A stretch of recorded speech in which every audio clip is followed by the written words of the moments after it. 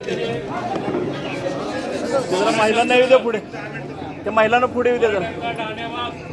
आदरणीय मनोहर पाटील फलटणच्या ऐतिहासिक शहरामध्ये त्यांचं या ठिकाणी स्वागत झालं. कालापासून ते फलटण शहरामध्ये आहेत.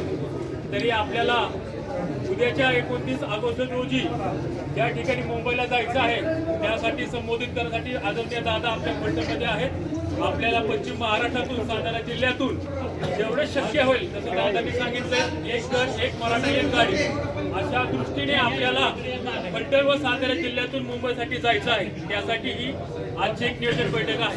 दादा ज्याप्रमाणे महाराष्ट्रामध्ये फिरत आहेत त्याप्रमाणे त्यांना मिळणारा प्रतिसाद आणि इतिहासामध्ये पहिलीच नोंद अशी असेल की 2 वर्ष चालणारा हा मराठ्यांचा लढा आहे आणि तो लढा चालवण्याचा नेता म्हणजे आपले जरांगे पाटील.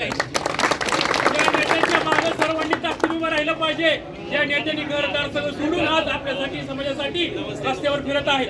म्हणून आपल्या भागातील आपल्या राज्य आपल्या जिल्ह्यातील तालुक्यातील जास्तीत जास्त संख्येने कसं आपण गाड्या घेऊन मुंबईला जाऊ यासाठी ही नियोजन बैठक आहे. आज आपल्या दादांच्या माध्यमातून कुणबीचं प्रमाणपत्र फलटण तालुक्यामध्ये सातारा जिल्ह्यामध्ये असंख्य लोकांना भेटलेलं आहे. याचं श्रेय दादाला जातं. म्हणून या माणसासाठी आपण मोठ्या ताकदीने मोठ्या क्षमतेने मोठ्या दिलाने मुंबईला जायचं आहे. त्यासाठी आज दादा फलटणमध्ये आहेत. अजून कोणाच्या काही शंका असतील काय अडचणी असतील ते बाजूला ठेवून जास्तीत जास्त संख्येने मुंबईला जायचं आहे. तरी सर्वांना एक शेवटची घोषणा देतो आणि त्याचा दादा सांगतील त्याप्रमाणे मार्गदर्शन केलं आहे. एक मराठा, छत्रपती शिवाजी महाराज की जय, छत्रपती संभाजी महाराज की जय. हर हर महादेव, हर हर महादेव.